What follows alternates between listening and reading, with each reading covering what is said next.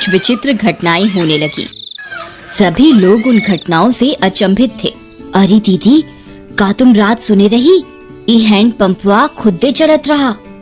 राती 12 बजे भला कौन पानी भरे आई? हमें तो बहुत डर लागत बा।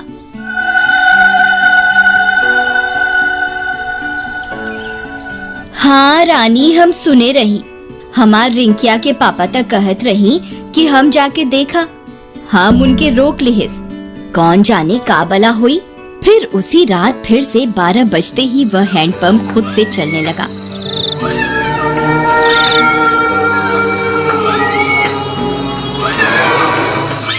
सभी गांव वाले सुन रहे थे, पर किसी की हिम्मत नहीं हुई कि जाकर देखे। फिर सुबह होने पर, अरे मीना दीदी, चला हो हैंडपंपवा पर पानी भरे के।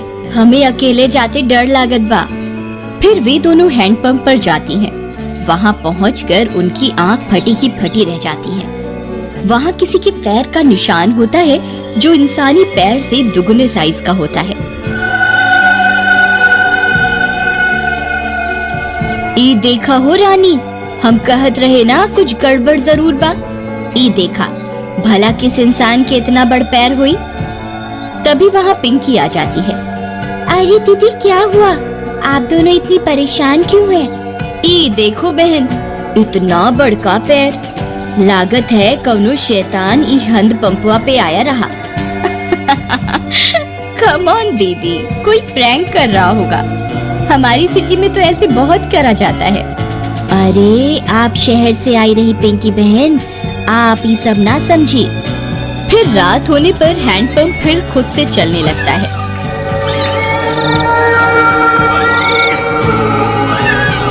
मम्मी, मैं जा रही हूँ हैंडपंप के पास।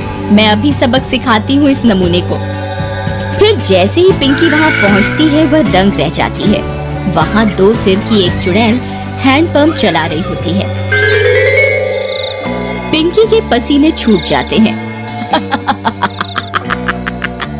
आ गई? बहुत इंतजार कराया तुम गांव वालों ने। 2 दिन से कोई खोपड़ी खाने को नहीं मिली। मेरा तो सिर ही दर्द हो गया ये हैंडपंप चला चला के। कितने दिनों में एक शिकार आया है। पिंकी हाथ जोड़कर अपने घुटनों पर बैठ जाती है। चुड़ैल जी, आई एम सो सॉरी। मुझे लगा कोई गांव वालों से प्रैंक कर रहा है। मुझे माफ कर दो चुड़ैल जी। मैं तो पास के शहर में पढ़ती हूँ। इस गांव में घूमने आई हूँ। पर चुड़ैल उसकी विनती नहीं सुनती और उसकी खोपड़ी खा जाती है। फिर अगली सुबह, अरे मीना बहन, देखा तो आज तो यहाँ खून भी पड़ा बा। कौनो अनहोनी हो गई लागत बा। तभी पिंकी की माँ वहाँ आ जाती है। अरे कल रात से मेरी पिंकी घर नहीं आई। वो रात इस नल पर आई थी। हाँ, ये खून कैसा पड़ा है? कहीं ये मेरी पिंकी का तो नहीं?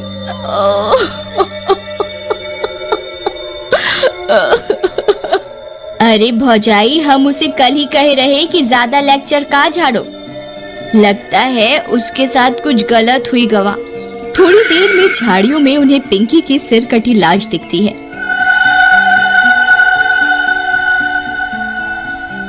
यह बात पूरे गांव में फैल जाती है। सब फैसला करते हैं कि अब से इस हैंडपंप पर कोई नहीं आएगा।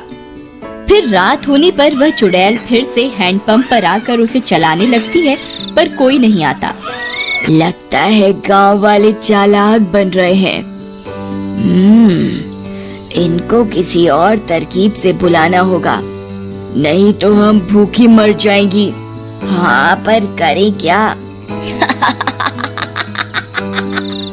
रुक जा मेरे जुड़वा सिर, अभी तुझे किसी खोपड़ी का स्वाद चखवाती हूँ। फिर वह चुड़ैल पिंकी के घर के पास पहुंच जाती है। वहां जाकर चुड़ैल पिंकी की आवाज में उसकी माँ को आवाज देती है। मम्मी, मम्मी, दरवाजा खोलो मम्मी। मम्मी, पिंकी की आवाज सुन उसकी माँ झट से दरवाजा खोलती है। वह बाहर चुड़ैल को देख पिंकी की माँ कांपने लगती है। पिंकी, ये तुझे क्या हुआ? चुड़ैल की एक खोपड़ी अपनी लंबी जीभ से पिंकी की माँ को जकड़ लेती है। मैं कोई पिंकी विंकी नहीं। तेरी पिंकी तो कब की हजम भी हो गई होगी। अब तू मेरा खाना बनेगी मूर्ख औरत। फिर चुड़ैल उसकी खोपड़ी काट कर निकाल लेती है और उसे खा जाती है।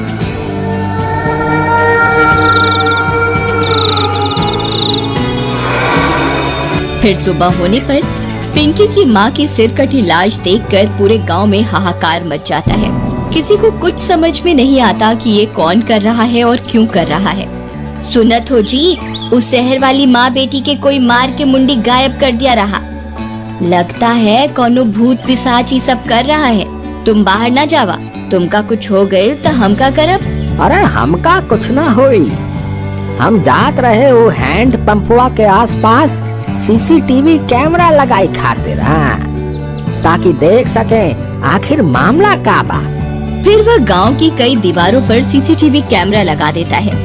रात होने पर वह चुड़ैल वापस आती है। वह थोड़ी देर हैंडपंप चलाती है पर कोई नहीं आता। वह गांव में पिंकी और उसकी माँ की आवाज निकालकर सबको बुलाती है पर कोई नहीं आता। लगता है गांव वाले बहुत होशियार हो गए हैं। कुछ करना पड़ेगा। हाँ, कुछ तरकीब सोचो, नहीं तो अगर हम 2 दिन भूखी रही तो मर जाएंगी। गांव वाले हैंडपंप से पानी नहीं भर रहे पर कुएं से तो भर रहे हैं। हम चलकर कुएं में बैठ जाती हैं। जैसे ही कोई आएगा तुम अपनी लंबी जीभ से उसे अंदर खींच लेना, फिर हम उसे खा जाएंगी। हाँ, सही कहती हो। फिर वह चुड़ैल कुएं में जाकर छिप जाती है। सुबह होने पर, अरे सुबह सुबह कहाँ जावत बा? रात तू शैतानी शक्ति सारे गांव में घूम रही।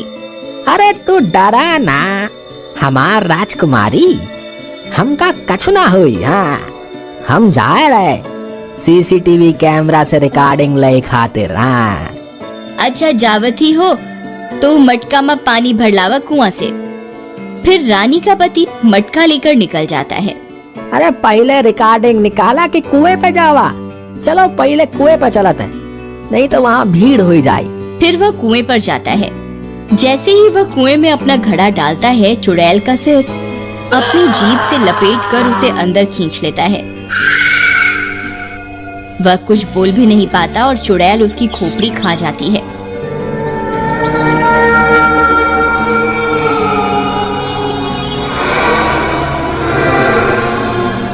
कुछ देर में गांव वालों को उसकी सिर कटी लाश कुएं में दिखती है। इस बार और कोहराम मच जाता है। हम घर, अरे हम इकरा की कही रही ना जावा सुबह सुबह, पर ये हमारी एक न सुनी। हम तो लुट गईली, बर्बाद हो गईली। हे राम।